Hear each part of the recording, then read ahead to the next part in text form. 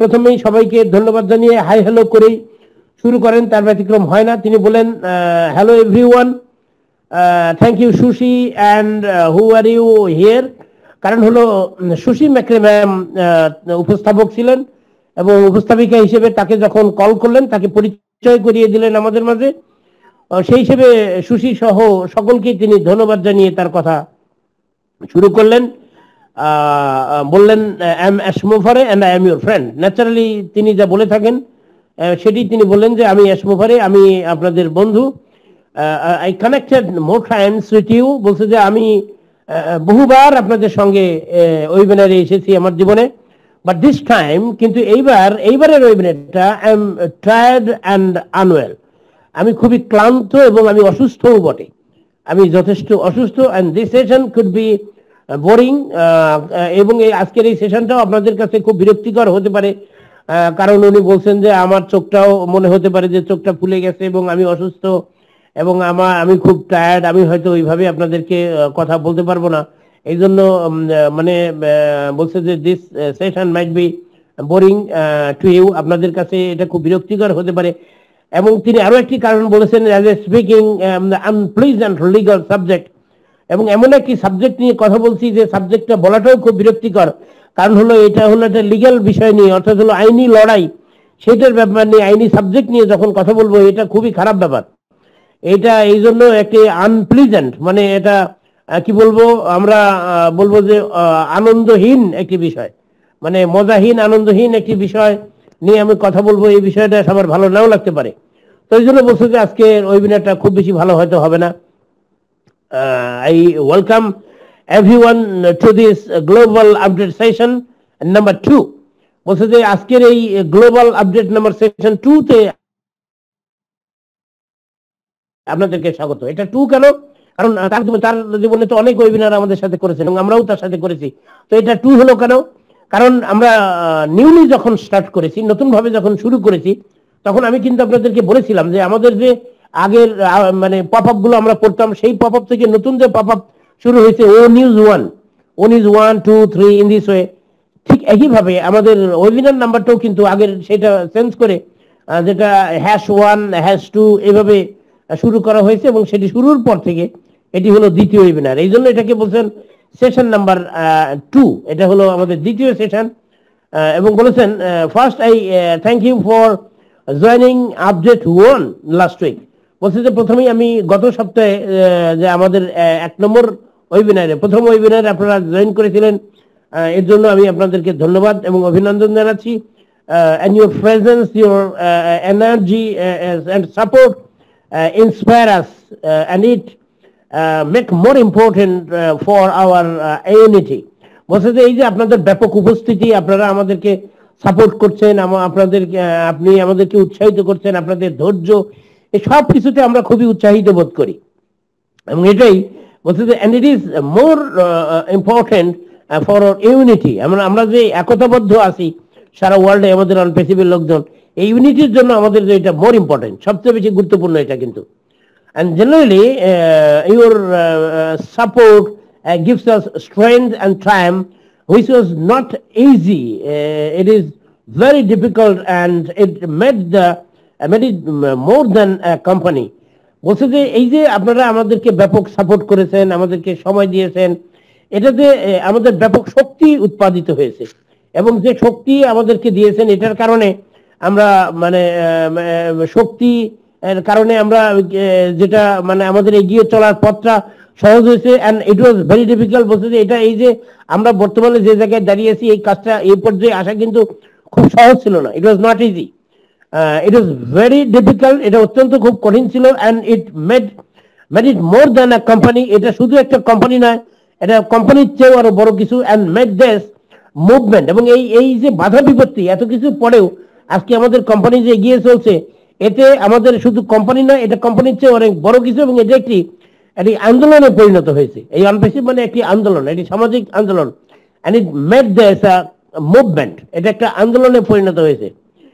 তো সেটা তিনি গতকাল ব্যক্ত করেছেন। Today we are here to talk about a specific topic and is SEC case. বলছে যে আজকে আমরা আলোচনা করব খুবই সুনির্দিষ্ট একটি টপিকস নিয়ে, দ্যাট ইজ এসএসসি কেস। সেটা হলো সিকিউরিটি এক্সচেঞ্জ কমিশনের যে মামলা, সেটার ব্যাপারে আমরা কথা বলবো। Today I am please to announce that, আজ আমি অত্যন্ত খুশি, আমার অনেক অনেক খুশি মনে আমি এটা ঘোষণা করছি, announce that we have reached a final settlement. আমরা ইতিমধ্যেই একটি মানে ফাইনালি একটি মীমাংসায় পৌঁছে গেছি with the SEC allegations. SEC আমাদের বিরুদ্ধে যে অভিযোগ করেছিল, সেই অভিযোগের কারণে এবং সেই মামলার ব্যাপারটায় আমরা একটি একেবারে ফাইনাল সেটেলমেন্টে আমরা পৌঁছে গেছি। মানে পরিষ্কারভাবে আমরা সর্বশেষ যে মীমাংসা, সেই মীমাংসায় আমরা পৌঁছে গেছি। So this allegation is behind আস, এটা আমাদের কাছে এখন অতীত। কাজে এই অভিযোগ এবং আমাদের যে মামলা, এটা বিহাইন্ড আস, এটা আমাদের কাছে অতীত। And we are moving to reforming and rebuilding and expanding our new vision. এখন আমরা মনোযোগ দিয়েছি আমাদের নতুন স্বপ্ন, সেটা রিফর্মিং করার জন্য, অর্থাৎ হলো সংস্কার করা, রিফর্ম করা, অর্থাৎ রিফর্মিং এর জন্য, আর রিবিল্ডিং নতুন করে গঠন করার জন্য, অ্যান্ড এক্সপ্যান্ডিং মানে প্রসারিত করা, আমাদের যে স্বপ্ন সেটাকে প্রসারিত করার জন্য, নিউ ভিশন, আমাদের যে নতুন যে স্বপ্ন নিয়ে আমরা এগিয়ে যাচ্ছি, সেটি গড়ার ক্ষেত্রে আমরা এখন মনোযোগী হয়েছি। তো কাজেই এটা, এই মামলার বিষয়টি আমাদের জীবনে অতীত, এটা আমাদের পিছনে পড়ে গিয়েছে। নাও আই নো, আমি জানি যে some misinformation and miscellaneous voices and trying to cloud the truth, বলছে যে কিছু মিসইনফরমেশন অর্থাৎ কিছু ভুল তথ্য এবং কিছু বিভ্রান্তিকর বক্তব্য, মানুষের বিভ্রান্তিকর নেগেটিভ ভয়েসেস, কণ্ঠস্বর, যেগুলো trying to cloud the truth, যেগুলো সত্যকে ঢেকে ফেলার চেষ্টা করেছিল, সত্যকে আড়াল করা। ক্লাউড মানে কি? মেঘ। আমরা জানি ক্লাউড মানে মেঘ। মেঘ মানে হলো কোনো কিছুকে ঢেকে ফেলে। মেঘের কাজই হলো সূর্যকে ঢেকে ফেলা, আড়াল করা। এই জন্য এই শব্দটি এইভাবে ব্যবহার করা হয়েছে যে miscellaneous voices and trying to cloud the truth. বলছে যে এই এই এই কণ্ঠস্বরগুলো, এই মিস ইনফরমেশন গুলো, যেটা সত্যকে আড়াল করার চেষ্টা করেছে, সত্যকে ঢেকে ফেলার জন্য চেষ্টা করেছে। Today we close this chapter. আজকে এই চ্যাপ্টারটি পুরোপুরি আমরা ক্লোজ করে দিয়েছি। অ্যান্ড ম্যাটার ইজ ক্লোজড, পুরো বিষয়টা একদমই এটা ক্লোজ, চ্যাপ্টার ইজ ক্লোজড, মানে এই চ্যাপ্টারটি একেবারেই সারা জীবনের জন্য বন্ধ। এখন আর এই চ্যাপ্টারটি আমাদের জীবনে নেই, এটা অতীত। অ্যান্ড উই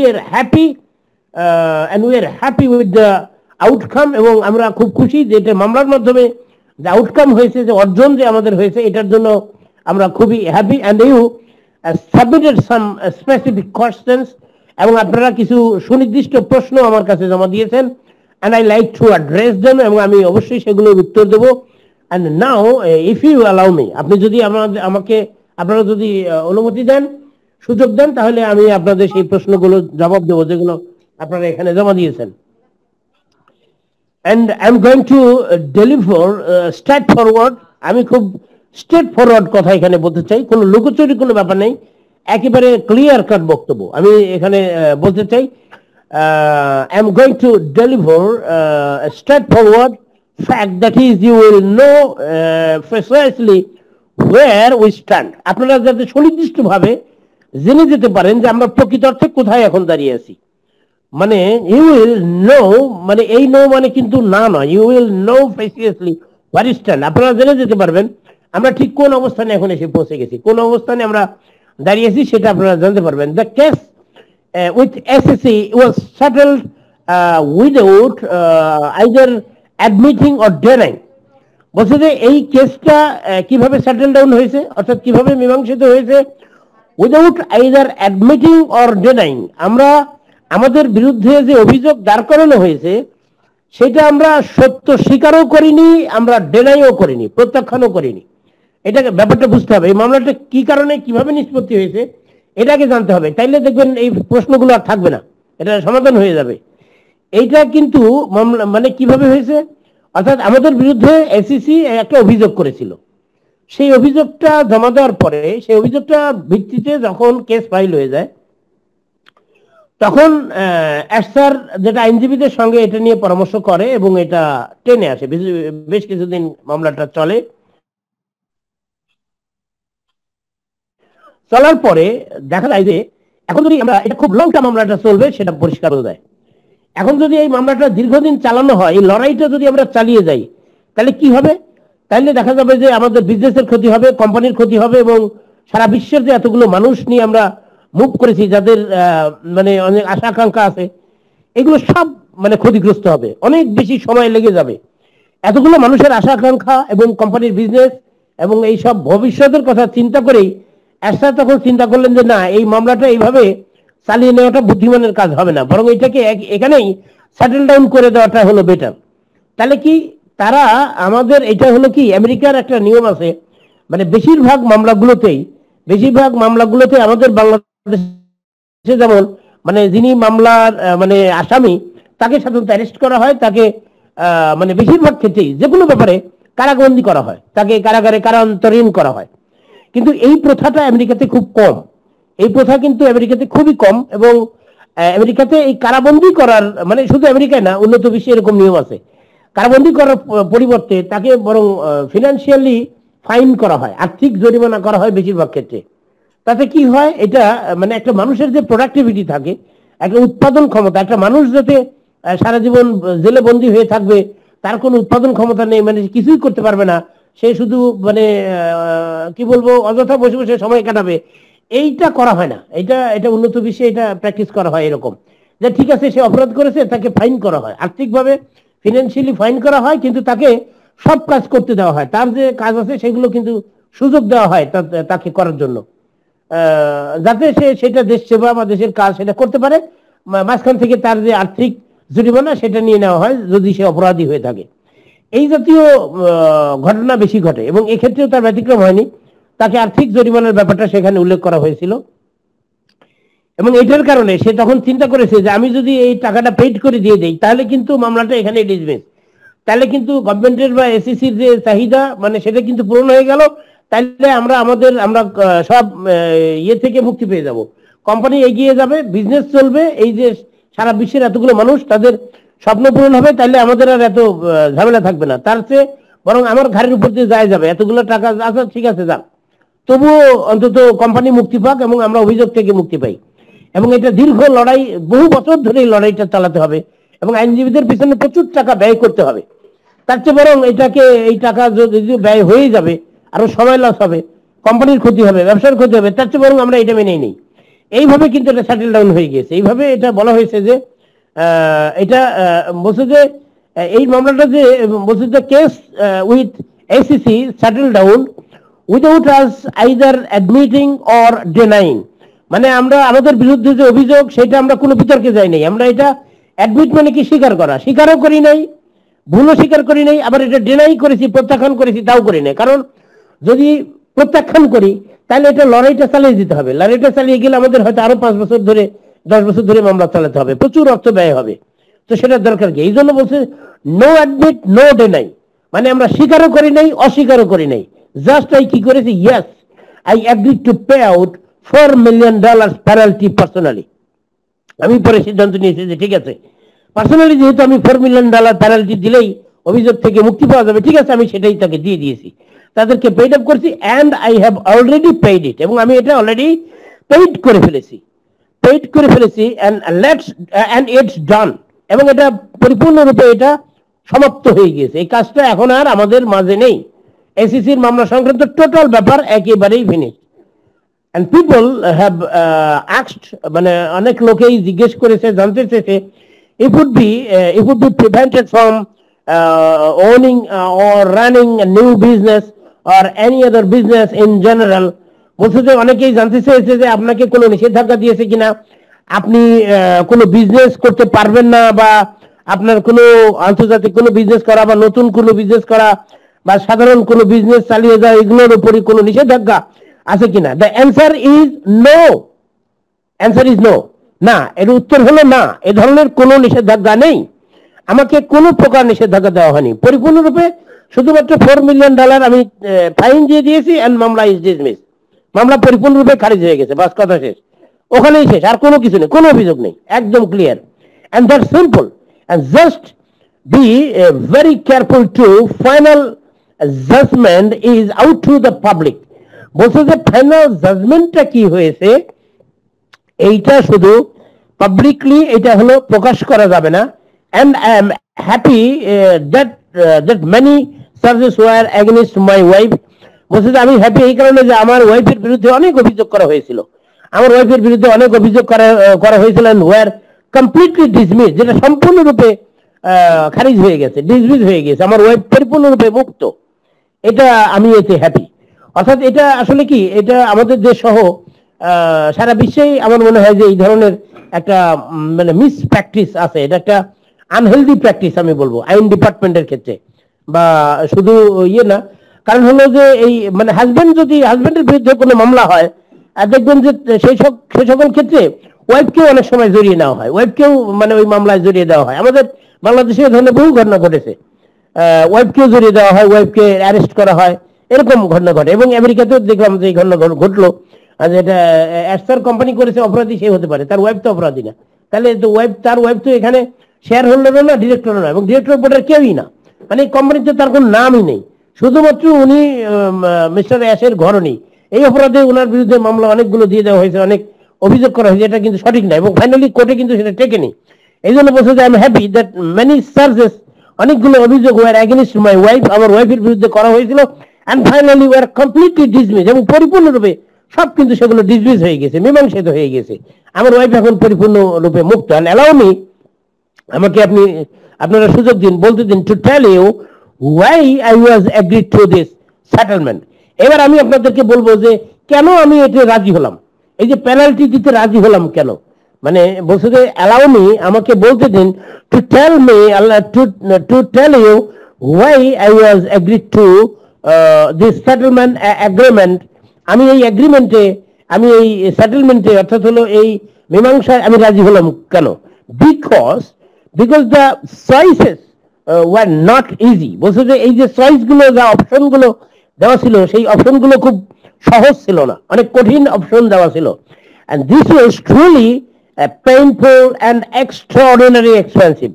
এবং প্রকৃত অর্থে কি জানেন, সত্যকের অর্থে যে এই মামলা থেকে বেরিয়ে আসার জন্য যে অপশন গুলো দেওয়া ছিল, সেটা অত্যন্ত পেইনফুল ছিল, খুবই বেদনাদায়ক, and extraordinary expensive। সবচেয়ে বড় কথা ছিল ব্যাপকভাবে ব্যয়বহুল। আমি দোষী বা নির্দোষী কোনটা প্রমাণিত হব, নট দ্যাট, সেটা কোনো বিষয় না।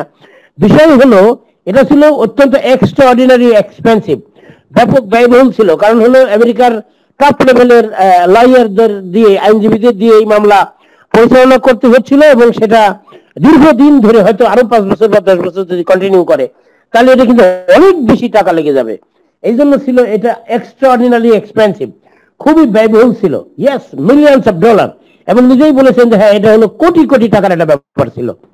তার চেয়ে বরং এটা মানে এইটা সেটেল ডাউন করে দেওয়াটা বুদ্ধিমানের কাজ। এতদিন অপেক্ষা করে, অবশ্য টাকা ঠিকই খরচ হবে, তাহলে এতদিন অপেক্ষা করার কোনো যৌক্তিকতা নেই। এই জন্য বলছে যে it was painful for myself and for my family and for my business also। বলছে যে এটা আমার জন্য, আমার পরিবারের জন্য এবং আমার ব্যবসার জন্য, সবার জন্য এটা খুব পেইনফুল ছিল, খুবই বেদনাদায়ক, খুবই মানে ইয়ে ছিল, মানে খুবই কষ্টদায়ক ব্যাপারটা ছিল। and the choice I faced, মানে যে চয়েসটা আমি ফেস করেছি, মোকাবেলা করেছি, যেটা আমি বেছে নিয়েছি পরবর্তীতে এই ঝামেলাটা মেটানোর জন্য, সেটা হলো কি, was to engage a long difficult battle, and if I do that against the very powerful government organization। বলছে যে একটা এসিসি হলো গভর্নমেন্টের যে পাওয়ারফুল অর্গানাইজেশন আছে, তার মধ্যে এসিসি একটা, সিকিউরিটি এক্সচেঞ্জ কমিশন। তো আমি যদি সেইটা মানে ইয়ে করতে চাই, ফেস করতে চাই, তাহলে এটা লং টাইম আমাকে ফেস করতে হবে। মানে বলছে যে দ্য চয়েস আই ফেস, যে চয়েসটা আমি মুখোমুখি হয়েছি, বেছে নিয়েছি, was to engage in a long difficult battle। এটা অত্যন্ত দীর্ঘ সময় ধরে একটা দুঃসহ একটি কঠিন যুদ্ধে আমাদেরকে অবতীর্ণ হতে হতো। ইফ আই ডু দ্যাট, আমি যদি সেটা করতাম against the powerful government organisation like ACC, এসিসির মতো এরকম একটি গুরুত্বপূর্ণ প্রতিষ্ঠানের বিরুদ্ধে লড়াই করতে হতো আমাকে, or agree to settle, or অথবা আমাকে সেটেল ডাউন করতে হবে, and put this all behind us, এবং সব কিছুকে ফেলে ফেলে, এই ইতিহাস পিছনে ফেলে মুভ ফরওয়ার্ড, সামনে এগিয়ে যেতে হবে। এটাই হলো অপশন। এখন আমি কোনটা করব? আমি পরে বেছে নিয়েছি যে ঠিক আছে, $4 মিলিয়ন আছে, ঠিক আছে, যাচ্ছে যাক, তবু আমি টাকাটাই দিয়ে দিই, তবু আমার কোম্পানি মুক্তি পাক, আমার লোকজনগুলো মুক্তি পাক, আমার ফ্যামিলি এবং আমি, আমার বিজনেস এবং সারা বিশ্বের মানুষের স্বপ্ন এটা বরং বেঁচে থাক, এই জন্য আমি এটা দিয়ে দিয়েছি। এটা হলো পরিষ্কার, উনি কারণ ব্যাখ্যা করেছেন যে কেন উনি টাকাটা দিয়েছেন।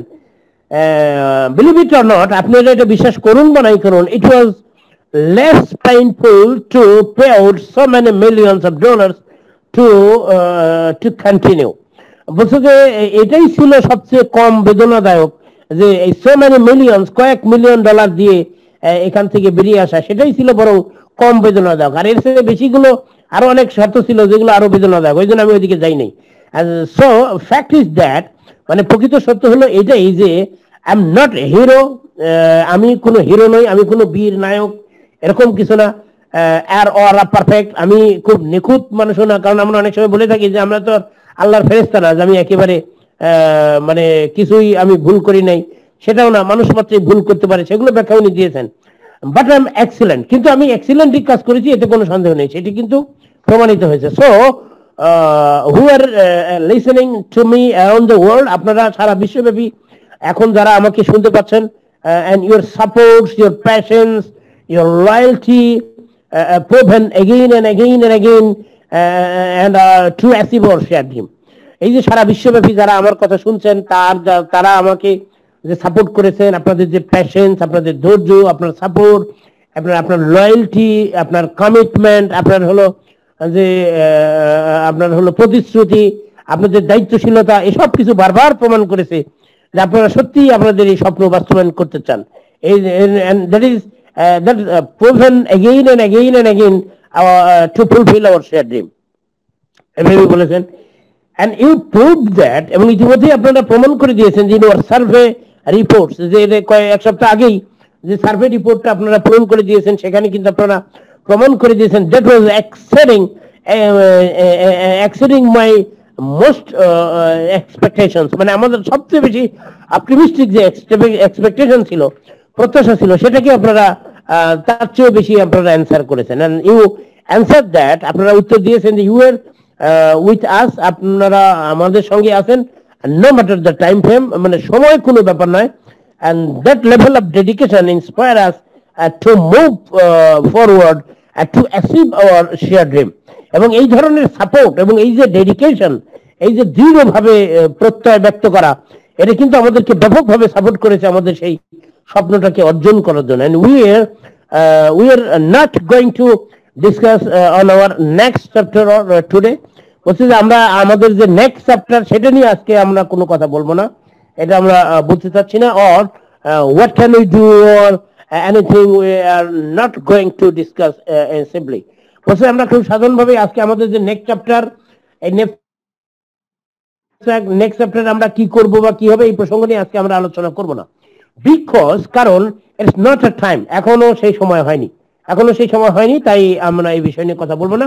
But let me allow to tell you, কিন্তু আপনারা আমাকে একটা কথা অন্তত বলতে দিন, সুযোগ দিন, সেটা হলো যে our road is head is fulfilled opportunity and the best is not behind us, it's about to be rebuilt. বলছে যে আপনারা আমাকে একটি কথা অন্তত বলতে দিন, সেটা হলো যে আজকে আমরা ওই নেক্সট চ্যাপ্টার সম্পর্কে হয়তো আলোচনা করব না, এটা ঠিক, কিন্তু আওয়ার রোড ইজ অ্যাহেড, আমাদের এগিয়ে চলার যে রাস্তাটা ইজ ফিল্ড উইথ অপরচুনিটি, অর্থাৎ সুযোগে পরিপূর্ণ। এখন আমাদের সুযোগ সুবিধার ক্ষেত্রে প্রচুর সুযোগ সুবিধা এখন সামনে রয়ে গেছে। আমরা এখন যে রাস্তা দিয়ে এগিয়ে যাব, সেটা আমাদের আর কোনো অসুবিধা নেই, আমাদের কোনো বাধা বিপত্তি নেই, একদম ফ্রি অ্যান্ড ফরওয়ার্ড, চমৎকার ভাবে আমরা এগিয়ে যাব। এই জন্য বলছে the road is head is full of opportunity, আমাদের সুযোগের সুবর্ণ সুযোগে ভরপুর সেই রোড দিয়ে আমরা এখন যাচ্ছি। and the best is not behind us, এখন আর আগে যেমন স্যার বলতেন যে আমাদের best is yet to come, মানে আমাদের সেই সেরা সময়টা কিন্তু এখনো আসেনি, এটা এখনো আমাদের পিছনে পড়ে আছে। কিন্তু এখন যেটা বলছে যে ইজ নট বিহাইন্ড আস, এটা কিন্তু আমাদের আর এখন পিছনে না, it's about to be revealed, এটা প্রকাশিত হওয়ার পথে। আমাদের যে বেস্ট, যেটার জন্য অপেক্ষা করছি, যেটা আমাদের পাওয়ার কথা, যেটা আমাদের অ্যাচিভ করার কথা, সেই বেস্ট যেটা, সেই best is not behind us, it's about to be reveal, এটা কিন্তু এখন প্রকাশিত হওয়ার পথে। অ্যাবাউট টু বি রিভিল, এই শব্দটা একটু ব্যাখ্যা করা দরকার, এটা অনেকের ক্ষেত্রে ভুল বোঝাবুঝি, এটা অনেকে বোঝে না, না বোঝার কারণে এটা হয়। অ্যাবাউট টু বি এই কথাটি এই তখনই ব্যবহার করা হয় যখন এটা খুব কাছাকাছি চলে আসে, যে কোনো ক্ষেত্রে খুব কাছাকাছি সময়ে যখন আসে তখন এরকম ক্ষেত্রে বলা হয়। ধরে নেন আমি ধরে নিচ্ছি যে সূর্য ডোবার খুব কাছাকাছি, একটু পরে আজান দিবে, আপনি পশ্চিম আকাশে তাকিয়ে দেখছেন যে সূর্যের একটা লাল আভা, রক্তিম আভা, যেটাকে বলা হয় ব্লাশ মানে কি রক্তিম, মানে লাল লাল। সূর্য যখন ডুবে যায় তখন কিন্তু একটা লালচে আভা ছড়িয়ে পড়ে পশ্চিম আকাশে যখন লাল আভা ছড়িয়ে পড়ে তখন ওই অবস্থাটাকে বলা হয় the sun is about to set, অর্থাৎ সূর্য ডুবু। The sun is about to set মানে সূর্য ডুবু মানে যখন তখন ডুবে যাবে, সূর্য ডুবার কাছাকাছি, মানে উই আর ভেরি নিয়ার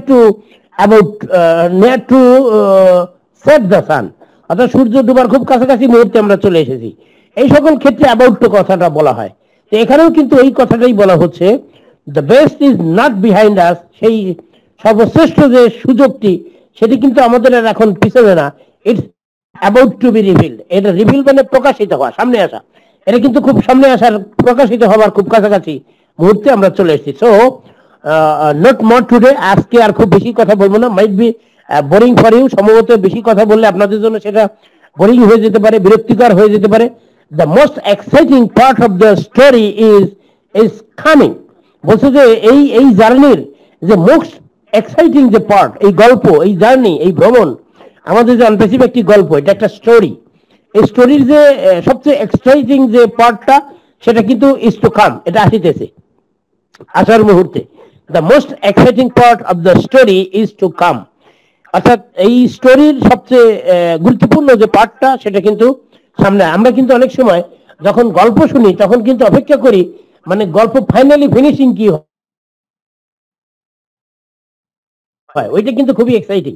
মানে কোনো বিচারের কাজ গেলেও, বিচারের মহলে গেলেও আপনি দেখবেন ফাইনালি যখন রায় হয় বিচারের, তখন কিন্তু খুব মজা, মানে যারা দর্শক শুধু দেখে, মানে যারা আসামিও না ভরিয়ে দিও না, মানে তারা কিন্তু খুব মজা পায় আর কি ফাইনালি রায়টা শোনার জন্য।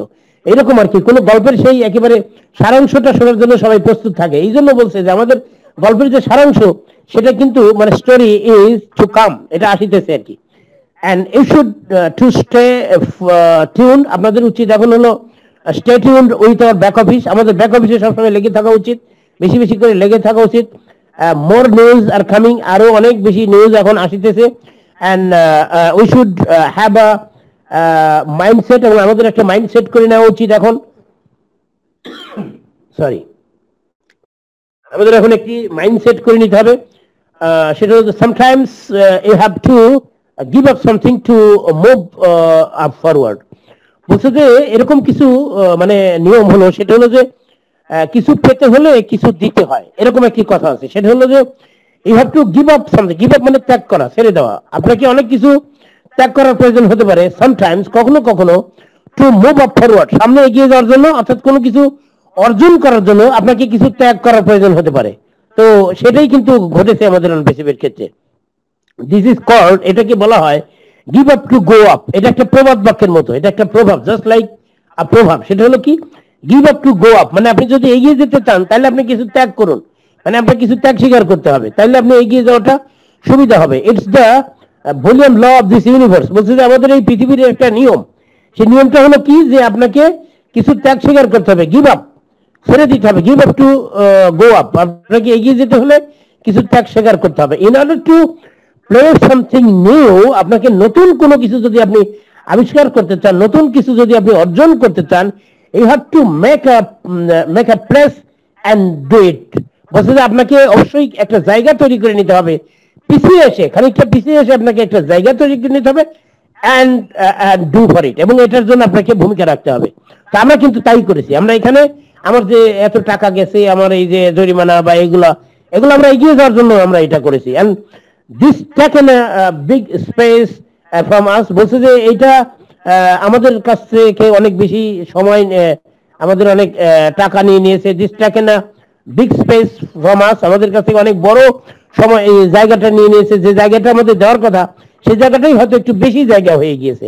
দিস টেকেন টাইম, এটা আমাদের কাছ থেকে সময় কেড়ে নিয়েছে, and attention, আমাদের মনোযোগ কেড়ে নিয়েছে এই মামলাটি, and resources, আমাদের সম্পদ কেড়ে নিয়েছে, and all of that, and we have given up, আমরা এটা দিয়েছি কেন, let it to go, আচ্ছা ঠিক আছে, নিয়ে যাচ্ছ, যাও, to reach out the highest potential, জীবনের সবচেয়ে বড় পটেনশিয়াল, সবচেয়ে বেশি সম্ভাবনা, সবচেয়ে বেশি বড় অর্জন করার স্বার্থে আমি এটা মেনে নিয়েছি।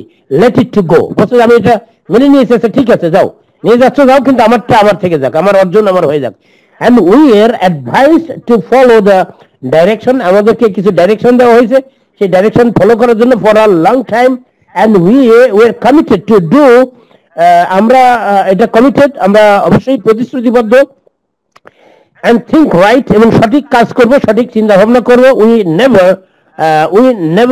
never have intention, আমাদের কোনো ইচ্ছাই নেই to mislead our and violence any law, আমাদের কোনো আইন অমান্য করা বা কারো ক্ষতি করা বা কাউকে মিসলিড করা, ভুল পথে পরিচালিত করা, এগুলো কোনো ইচ্ছা আমাদের নেই, আমরা কোনোদিনই ইচ্ছা করে এটা করিনি। তো আনফরচুনেটলি, দুর্ভাগ্যবশত এটাই সত্য কথা যে সামটাইমস, কখনো কখনো bad things happen to good people, অনেক ভালো লোকের জীবনে অনেক সময় খারাপ ঘটনা ঘটে যায়, এটাই সত্য কথা। সেটি আসার কিন্তু বলেছেন যে দুর্ভাগ্যবশত এটাই সত্য, unfortunately sometimes the bad things happen to good people, মানে অনেক ভালো লোকের জীবনে অনেক খারাপ ঘটনা ঘটে যেতে পারে। আর অ্যাজ ওয়েল একইভাবে বলা যায়, and good leader sometimes makes a mistake, অনেক ভালো লিডারও অনেক সময় ভুল করে বসে। তো আমার জীবনে আমি তাই করেছি, আমার জীবনে হয়তো কোনো ভুল হয়েছে যেটার কারণে অনেকটা সময় চলে গিয়েছে এবং অনেক মানি লস হয়েছে, সেগুলোর কথা তিনি তুলে ধরেছেন এই বিষয়ে। তো এটা উনি বলেছেন যে আমি এটা ব্যাটেলটা আমি যুদ্ধ করতে যাইনি, কেন? কারণ এটা যুদ্ধ করতে গেলে অনেক বেশি টাইম যাবে, অনেক বেশি টাকা খরচ হবে, দরকার কি, তার চেয়ে বরং ঠিক আছে তুমি থাকো, আমি আমাদের কাজে এগিয়ে যাই, বিজনেস করি আমরা। এই হলো ব্যাপার, এটাই ছিল গতকালের সর্বশেষ। Thank you all of you, because আমাদের সবাইকে ধন্যবাদ, because you are the part of this accomplishment. কারণ আজকে আমাদের যে অর্জন হয়েছে, এত বড় অর্জন, এই অর্জনের কিছু মানে অর্জনের একটি বড় অংশ কিন্তু আপনারা। অ্যাকমপ্লিশমেন্ট মানে অর্জন করা। আমাদের যে অর্জন হয়েছে সেটার কিন্তু অর্জনের সহযোগী এবং অর্জনের যে পার্টনার, সেটা কিন্তু আপনারা সেই অংশ। And we are stronger than any time before, মানে বিগত যে কোনো সময়ের তুলনায় আমরা এখন অনেক বেশি শক্তিশালী, আমরা এখন অনেক বেশি এগিয়ে যাওয়ার ক্ষমতা এবং শক্তি পেয়েছি। and road is ahead to road is ahead is clear and filled with opportunity, এবং আমাদের সামনে এগিয়ে যাওয়ার রাস্তাটা এখন খুবই পরিষ্কার এবং এটা সুযোগ সুবিধায় ভরপুর, এরকম একটি রাস্তা দিয়ে আমরা এখন এগিয়ে চলছি। এই ছিল গতকালের আপডেট, যেটা আমাদের অনারেবল সিইও স্যার সারা বিশ্ববাসীর উদ্দেশ্যে এবং আমরা যারা ফাউন্ডার আমাদের উদ্দেশ্যে ডেলিভারি দিয়েছেন। তো সেটাই আমরা আজকে আলোচনা করলাম। এখানে আমাদের মন গড়া কোনো কিছু বলিনি, এখানে স্যার যেটা বলেছে সেটাই আমরা তার ভাষাটাকে আমাদের মাতৃভাষায় বাংলায় আমরা আলোচনা করার চেষ্টা করেছি। যাই হোক, আর আমি সময় বাড়াচ্ছি না এবং কথা বাড়াচ্ছি না। আবারও যখন আবার সত্য